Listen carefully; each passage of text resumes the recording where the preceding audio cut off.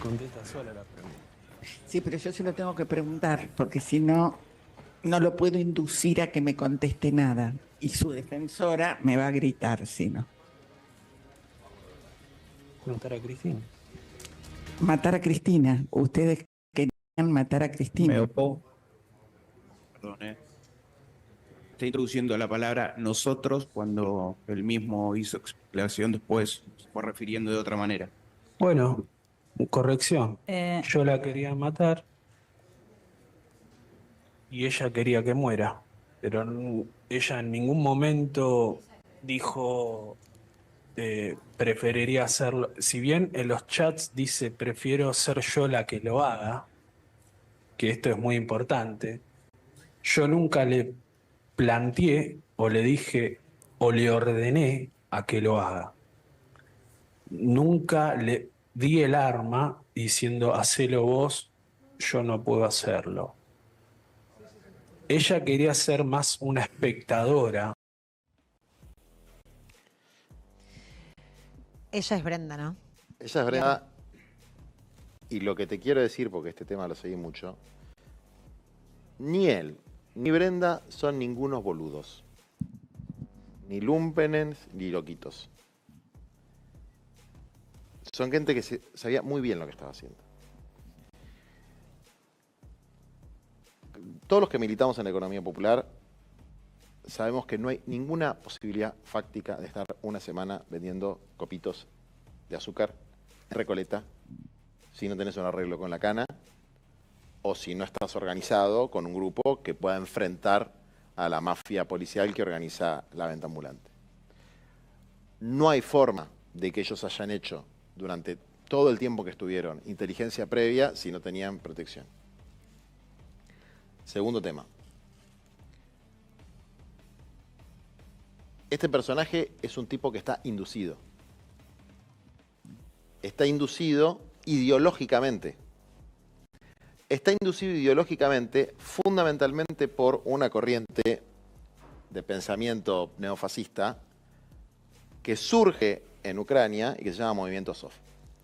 Y de ahí deviene el tatuaje que él tiene del sol negro. Tercer elemento.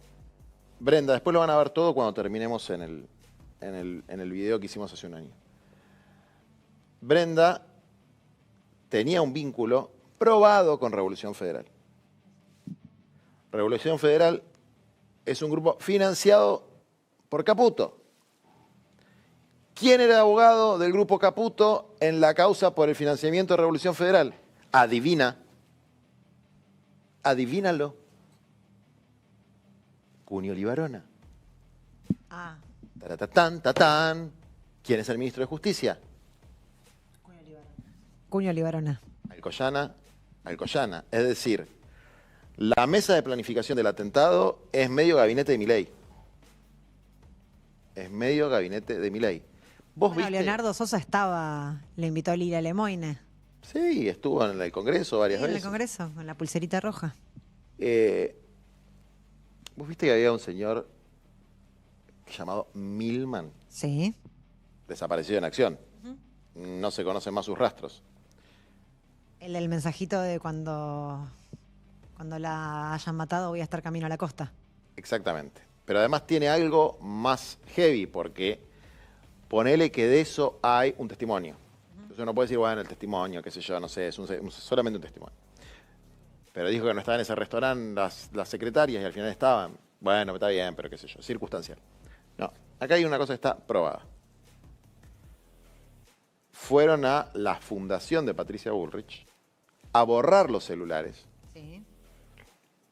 de Milman y las dos secretarias de Milman, a quienes vamos a respetar en su dignidad de mujeres, y nadie en este lugar va a decir lo que vos estás pensando sobre ellas. Salvo que vos lo quieras decir porque sos mujer.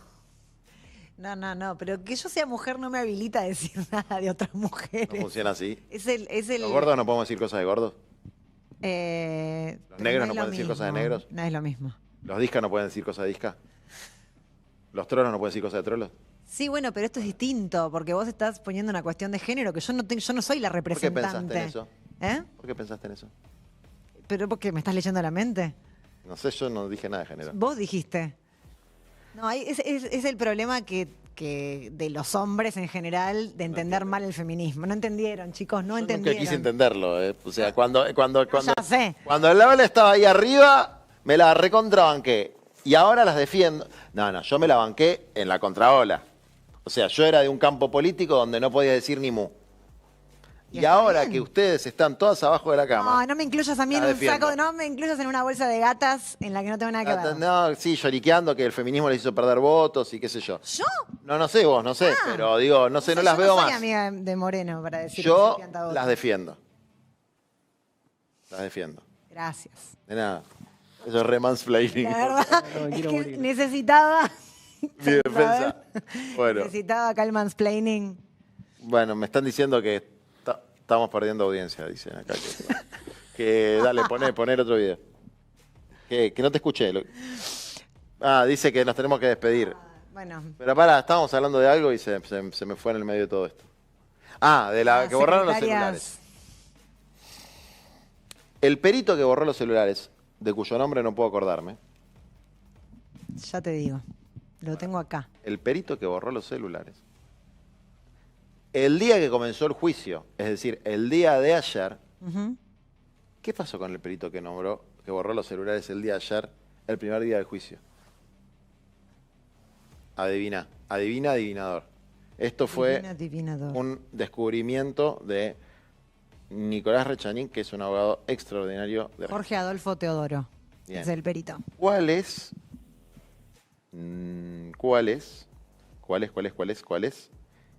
la decisión que tomó Bullrich sobre este señor? Lo nombró director de tecnología de... Sí. ¿No? Sí. Director de Tecnología de Información y Comunicación del Ministerio de Seguridad el día del juicio. Sí, y estuvo 4 horitas borrando celulares. ¿Sí? Sí. Y la pagaron con la tuya, además. Y con la Hay tuya. una facturita ahí de la fundación y qué sé yo. Ujú. El video que hicimos a un año del atentado contra la compañera y mi amiga Cristina, a quien quiero mucho, por más que me pelee, y que atentado que cumplió en parte sus objetivos de desmoralizar y desordenar al campo nacional y popular, y que no se puede explicar fácilmente cómo llegó Milei a poder sin tener en cuenta el atentado. Así que quédense 20 minutos más y mírenlo.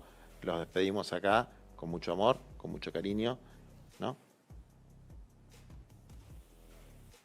Atentado a Cristina Fernández de Kirchner, un hecho de enorme relevancia política que no ha sido correctamente dimensionado por el campo democrático argentino.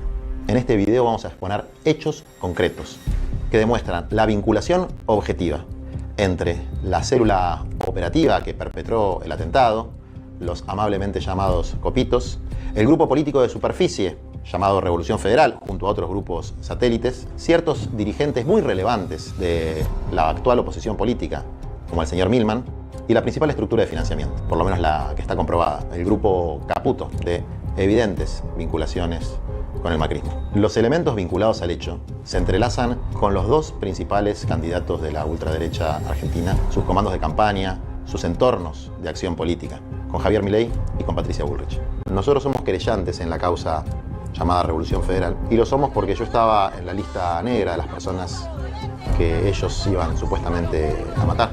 Y a partir de eso conformamos un equipo de investigación para comprender lo que realmente estaba sucediendo en dos expedientes, el de Revolución Federal y el de los ligeramente llamados copitos, en dos expedientes que parecieran no avanzar hacia una profunda investigación para dilucidar no solamente autores materiales, sino conexiones políticas, financistas y autores intelectuales. Frente a la negligencia o complicidad de jueces y fiscales, nosotros queremos dilucidar las dos preguntas fundamentales. ¿Quién atentó contra Cristina y por qué? Antes de entrar en los hechos concretos, quiero transmitir nuestra interpretación política de los mismos. El atentado contra Cristina es el clímax en un proceso con un objetivo muy claro: descabezar, desorientar y desarmar al campo popular argentino. Al mismo tiempo, generando una suerte de hecho heroico que desinhibió completamente a las fuerzas reaccionarias que dicen explícitamente querer destruir el Estado argentino como alternativa a la innegable crisis que vivimos. El atentado cumplió su objetivo. Los sucesos posteriores demuestran la magnitud política de lo que sucedió. Cristina fue proscripta, el peronismo quedó en una situación de absoluta debilidad y las fuerzas de ultraderecha lograron avanzar hacia posiciones insospechadas. Está claro que la alianza entre grupos deshumanizados de ultraderecha y fuerzas paraestatales oscuras determinó el escenario político de nuestro país, condicionando con violencia el proceso democrático. A nuestro entender, la dirigencia política no comprenden el fenómeno y lo subestiman. Hay que comprender y desenmascarar la verdadera naturaleza de estos grupos. Su capacidad de penetración, sus terminales en la política institucional, nacional e internacional y sus verdaderas intenciones. Conocemos al atacante, Sabac Montiel, y a sus cómplices más directos, Uliarte y Carrizo. Ellos tres conformaban el núcleo duro de un grupo de afinidad que fue rotulado irrisoriamente como los copitos, en un claro intento de minimizar los hechos. Con la decisión de Rivolo y Capuchetti de cerrar rápidamente la investigación y elevarla a juicio, se está obstaculizando la posibilidad de investigar todo el entramado de vinculaciones políticas y financieras que determinan los verdaderos autores del atentado y sus causas subyacentes. Y esa es la verdadera clave, porque está absolutamente claro que Montiel, Uliarte y Carrizo no eran tres loquitos sueltos. Hoy sabemos con certeza que en los días previos al atentado en el edificio de la calle Juncal, donde vive la ex presidenta, hubo una sucesión de maniobras de inteligencia con epicentro en el departamento de la famosa vecina, la señora Pinto. Fue una clara base logística aprovechada por distintos grupos, particularmente Revolución Federal, que se combinó con un mes de tareas de inteligencia de estos improvisados copitos que lograron recorrer Recoleta de manera absolutamente impune, como si fuera tan fácil andar vendiendo copitos en Recoleta sin que la policía se entere, ¿no? Como decimos, Revolución Federal llegó a ser una suerte de centro gravitatorio de un ecosistema de grupos de derecha radicalizados. Sus acciones violentas incluyeron ataques en patota a dirigentes de distintos partidos políticos. Estos ataques no fueron meros escraches, incluyeron agresiones físicas, la utilización de antorchas, la utilización de bombas molotov. Estamos hablando de un grupo con capacidad operativa y decisión de lastimar. Un episodio particularmente relevante a una semana del atentado fue un intento de agresión con una bomba molotov, que casualmente se le cae de la mochila a uno de estos activistas violentos. La policía encuentra la prueba, pero lejos de investigarlo, al día siguiente lo felicitan por su accionar. Esto consta en el expediente.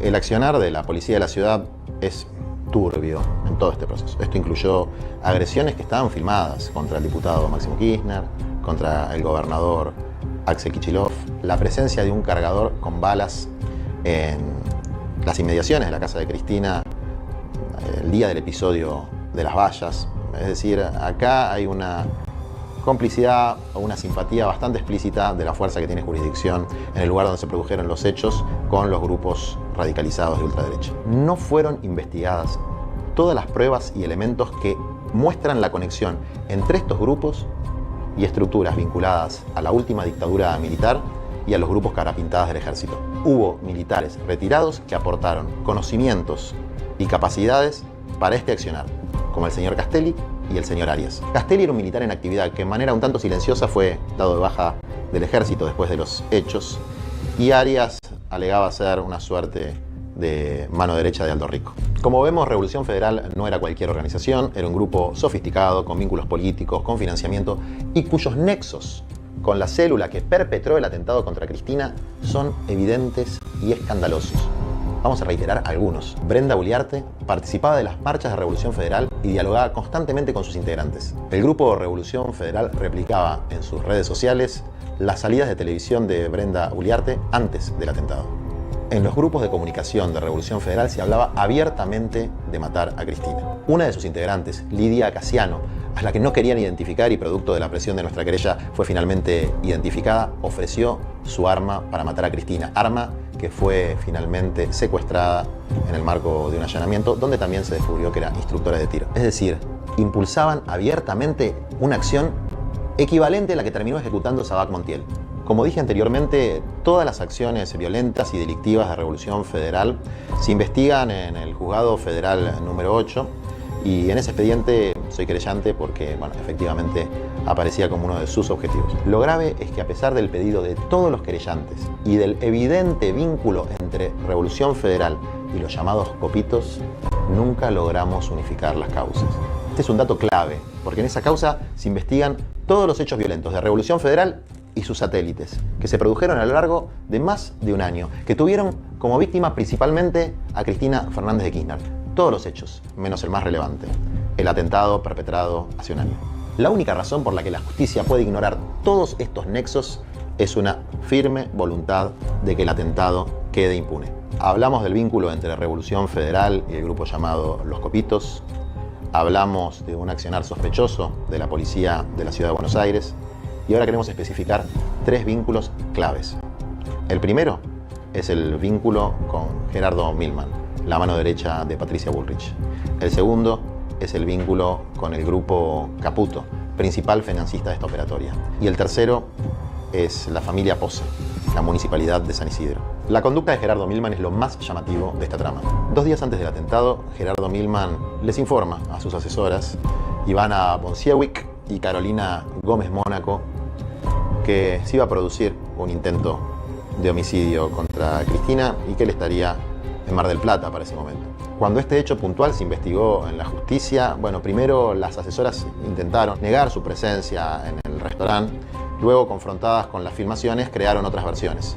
Pero finalmente el testimonio de Ivana Bonsiewicz arroja luz sobre el encubrimiento obsceno por parte de Milman y Patricia Bullrich y la destrucción de pruebas fundamentales para la causa.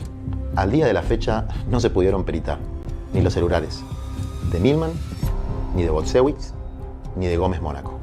La limpieza del celular de Ivana Bonsiewicz fue realizada a pedido de Milman en las oficinas de la fundación de Patricia Bullrich, llamada Instituto de Estudios Estratégicos. Esta institución está intervenida porque funcionó como un mecanismo de recaudación de fondos de blanqueo. ¿Y quién es el perito?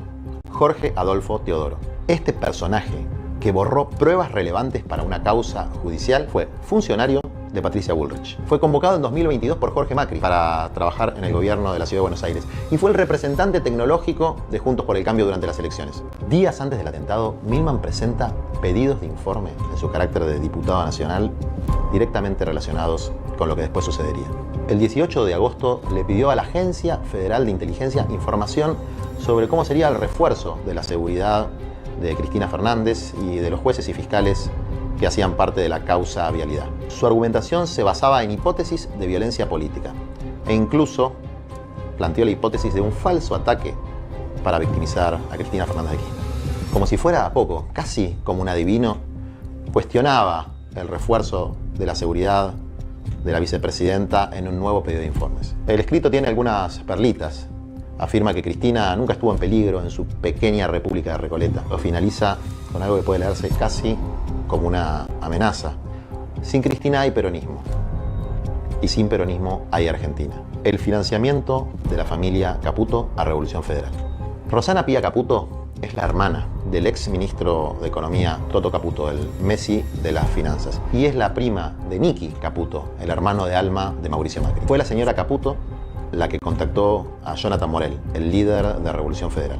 En una clara maniobra de simulación del financiamiento político a Revolución Federal, la señora Caputo encargó cientos de muebles a la carpintería de Morel que serían utilizados en un desarrollo inmobiliario en Añelo, desarrollo que estaba a cargo de la firma Caputo Hermanos. La simulación es tan evidente que el propio Morel afirma haber aprendido el oficio por YouTube y además la carpintería de Boulogne, donde se supone que se hizo esta enorme cantidad de mobiliario, no tiene ni el equipamiento ni las dimensiones para poder hacer nada semejante. El fraude también queda demostrado por la incompatibilidad entre la cantidad de muebles y la utilización únicamente de 3 fletes. Se necesitarían 5 fletes de la flota logística más grande de la Argentina para llevar todos esos productos. Hay que comprender para qué se utilizó realmente esta carpintería.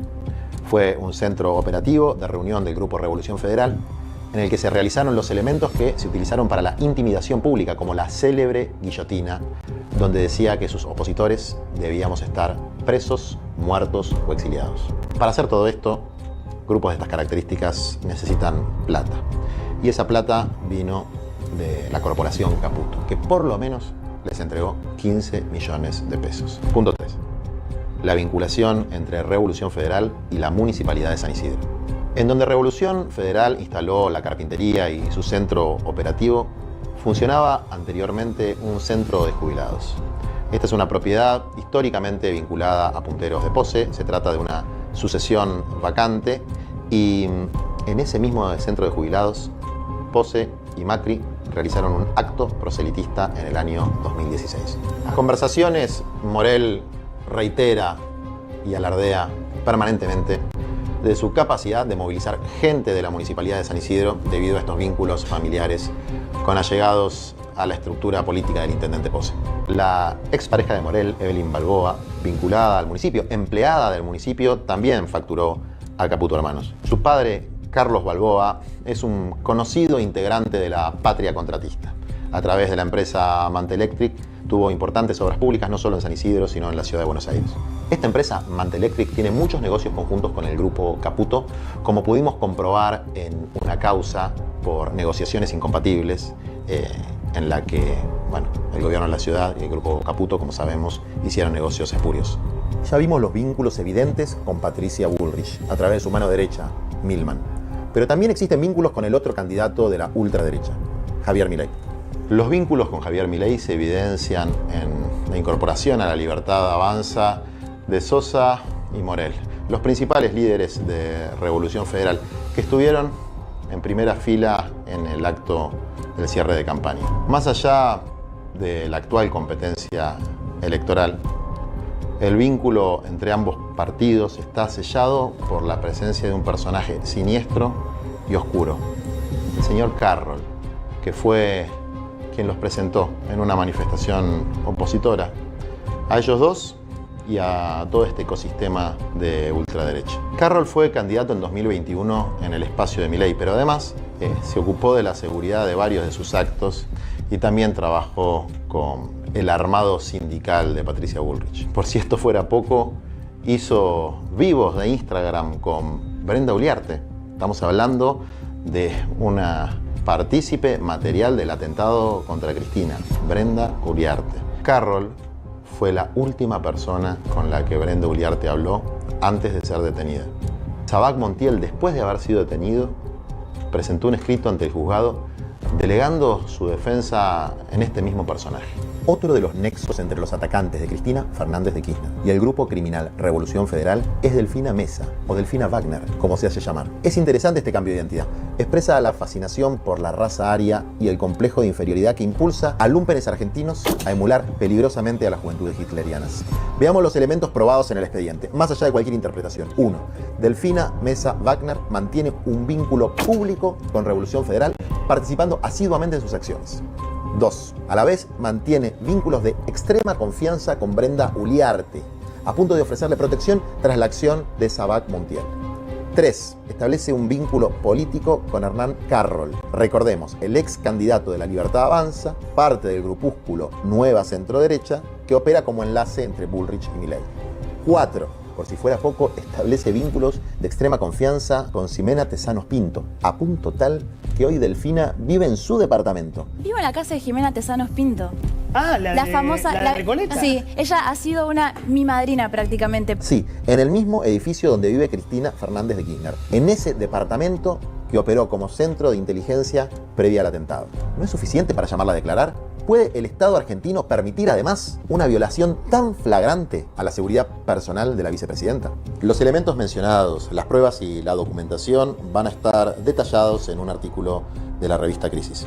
No se puede analizar lo que sucede en Argentina sin observar el crecimiento a nivel global de estas expresiones de ultraderecha deshumanizada. Hay grupos de estas características en muchos puntos del planeta, en Brasil, en Bolivia, en Estados Unidos, en Francia, que tienen una de sus principales fuentes de inspiración en el batallón Azov, uno de los grupos neonazis más importantes del mundo que han logrado institucionalizarse durante la guerra de Ucrania. La relevancia de mencionar estos grupos y en particular al batallón Azov en este caso, que irradia su influencia en otros grupúsculos de ultraderecha que parecen marginales pero no lo son tantos, radica en que el pretenso asesino de Cristina, quien perpetró el atentado, estaba influido por la ideología del batallón Azov, se tatuó en su brazo el símbolo de este batallón y aparecieron pintadas de grupos de superficie en distintos lugares del país, y además uno de los grupos satelitales de Revolución Federal, el Grupo de La Plata particularmente, tomaban como principal inspiración a esta organización ucraniana.